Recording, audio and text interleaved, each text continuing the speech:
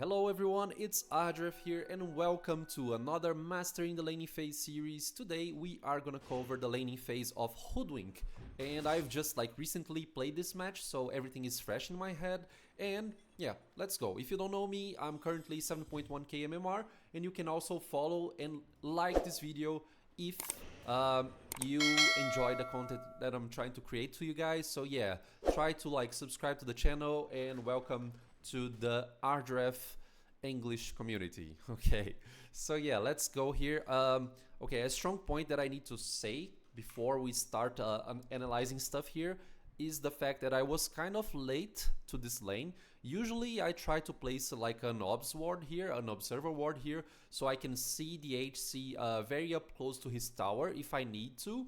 And also I try to usually block the small camp, but I'm trying to to see if I can stall this possibility of not blocking the easy camp before the lane starts. It depends on the lane, because if you're playing squishy supports where you are as a support 4, you can easily dominate the support 5 on the other side. Maybe you just want to stick to body blocking this easy camp instead of placing the sentry.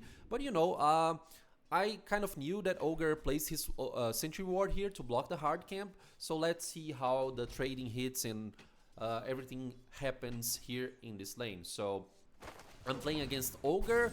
As you guys might already know, Ogre is very tanky, so I cannot really establish much dominance against him. So yeah, it's somewhat bad that I let this camp respawn, but it's not the end of the world, especially because okay, Ogre is tanky, but SF is not tanky at all. And if he doesn't have a range drop and we get levels in this lane, we probably gonna smash SF in this lane due to the fact that we have strong magical damage. Okay, it's very, very strong burst damage in this lane.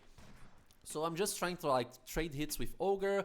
I'm requesting Snapfire presence here in order to harass Ogre in a 2v1 situation, because I don't want to really trade hits alone against Ogre.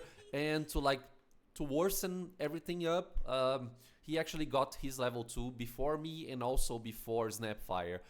This is actually very bad for the lane, because you want to be on the XP dominance if you can. So yeah, the lane progresses.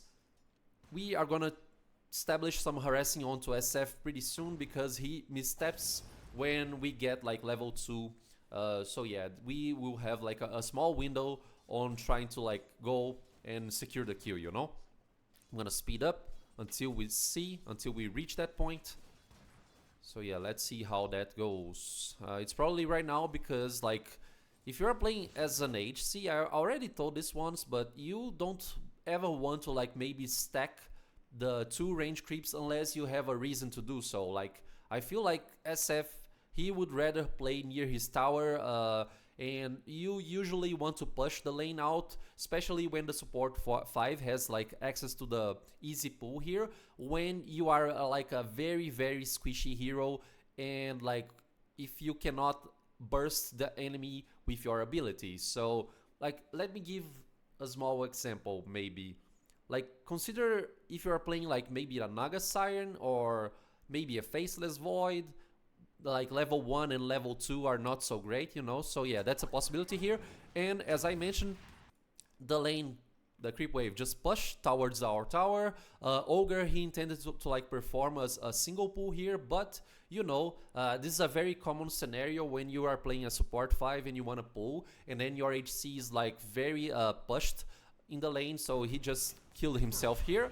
So yeah, it's the first blood for us, no biggie. Just use the acorn shot, the bushwhack, and then SF's dead, plus the scatter blast with fire snap cookie, So regarding less hits, I mean, Snapfire is doing okay, but not better than SF is doing right now, but it's fine. As long as Snapfire has mana to control this lane and not miss these opportunities here. He lost the range creep because he was saving the scatter blast, so yeah, that was bad. And like Ogre, he actually missed the single pull here. Now he's trying to stack the lane, but I'm not gonna let him because, you know, why would I let him like stack? And once he goes towards me and start to like harass me, I use the bushwhack defensively, even though this might cost like a next combo opportunity.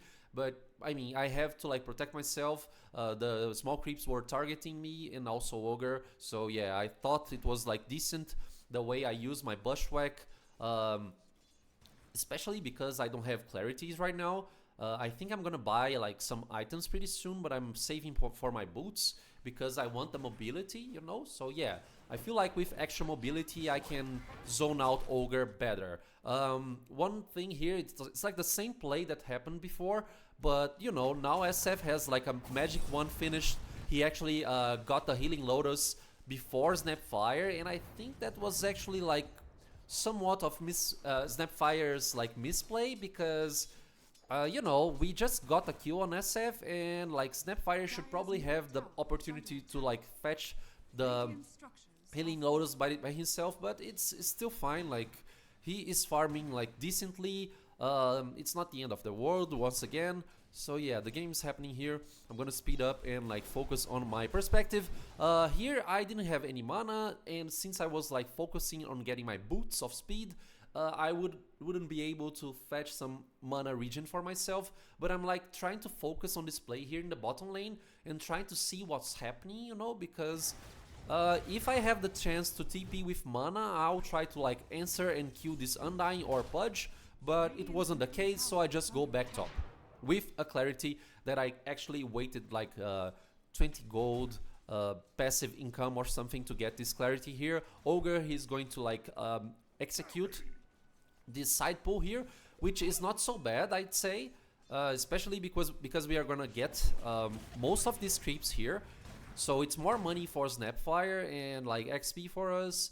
And Ogre, he's actually playing the lane like with low mana, so it's like his fault that he's doing this. So yeah, if you're playing support 5, guys, especially as an Ogre, I know that Ogre is like a hero that consumes a lot of mana, but you need to like have mana to protect SF, you know? Like what will happen if we like go aggro on SF right now? You know what Ogre can do? He can do nothing. So he won't be able to like stun or anything, and then we go and proceed to harass SF, but he has like a range drop, as I mentioned, so he is somewhat tankier than before, like 5 sticks on his magic wand, but you know, now Ogre is alone and we are gonna fetch the kill with no problems whatsoever. So I am playing as Hoodwink here, and I'm thinking like, what can I do on this next block of time?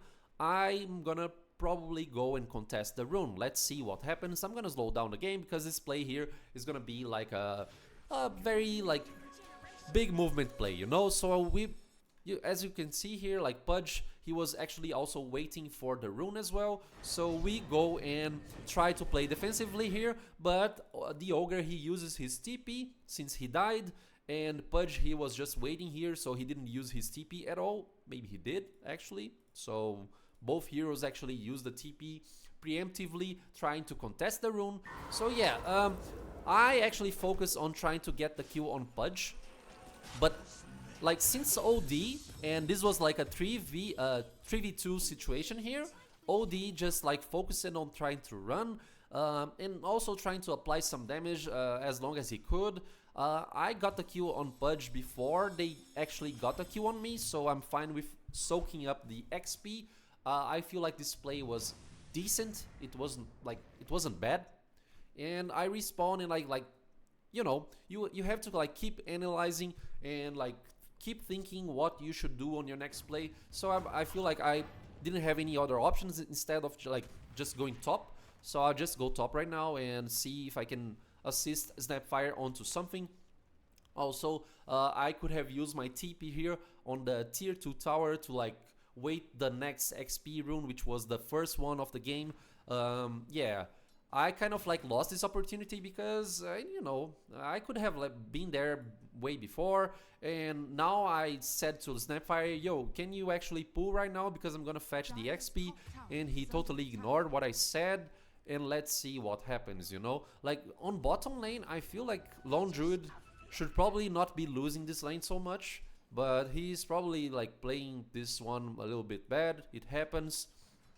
Everyone can fail a bit from time to time. So yeah, I'm gonna execute a side pull here because I want to retreat the lane, and I don't want to actually show up to Shadow Fiend like if he has any sort of vision regarding the fog in the lane here, which I'm already checking right now. He doesn't have any observer ward here, so it's fine, but you know, I'm just gonna retreat the lane, why not?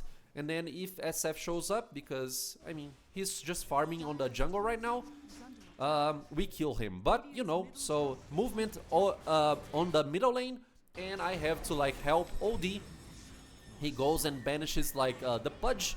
We're gonna secure the Q on Pudge, but this is a bad play because the middle laner just died for a support 4 trade, and like now I feel like OD maybe he should have banned the puck instead of like banning OD, especially because we were answering with TPs. So like why would you not use your how does the Astral Imprisonment on puck if Pudge already have like used his hook and whatnot? So yeah, I feel like Bane, he let's retreat the play. Let's go back in time just a second because I need to talk about this play here. So yeah, so the TP defensively actually didn't work, so we need to do anything else. Like me and Snapfire, we are going back to the top lane, and like SF finally showed up in the lane, so that's the moment we were talking about just now. And let's see what happens, you know, we are just going top. And then I talked to Bane, to Snapfire, oh, let's go to SF because you have ulti on Snap, so let's start this play. And Bane actually went there, initiated by himself, but you know, we can follow up easily, so it's an easy kill right now. So yeah, 6-4 on the score here. LD, once again, he is not supposed to be dying here, man, because like he's farming way up advanced in this lane, and like he has no vision of the enemy heroes. So LD probably he should be here playing on the jungle because he knows Bane is top. He knows like me and also Snapfire use the TP onto the middle lane. So yeah, I don't agree with like LD's decisions on this laning phase at all. So yeah, we proceed to like go and you know siege damage this tower a little bit, so we can like maybe mirror this effect here. Both side lanes are being pushed, where we are actually winning this race here regarding the push situation, and we are gonna try to seek a play onto Puck here. But you know, it's nighttime. Puck is a very mobile hero, like has like good mobility, so she can like try to dodge this play here. And like Snapfire, she actually showed herself before in the fog, so yeah, no other possibilities. I'm just gonna wait till like the next minute because they are gonna try to secure some plays here, but I feel like that's bad for them, especially because you know Snapfire actually has a diffusal blade, so she can actually go aggressively on Pudge. Since I didn't use my bushwhack, I can easily cancel the Devourer here, the Dismember. So yeah, things are happening. We don't actually have the OT on Snap. If we did, this was probably gonna be way better. We're gonna secure a kill on Undying here as well. So yeah, the laning phase just pretty much ended. And yeah, we tried to get a tier 1 tower, but we weren't able to like apply strong damage to the tier 1 there in the middle lane. So yeah, this concludes the video, guys. What can I say? Like, what TLDR? You didn't see this video up to this point here. What can I say about the laning phase? Maybe try to secure the pulse. Like, you know, if you're playing against a squishy HC and you have like strong magical burst damage, you should always try to like go and use the combo onto your favor, you know, onto your advantage. And I don't know, like try to answer TPs if you can, just as I did mid.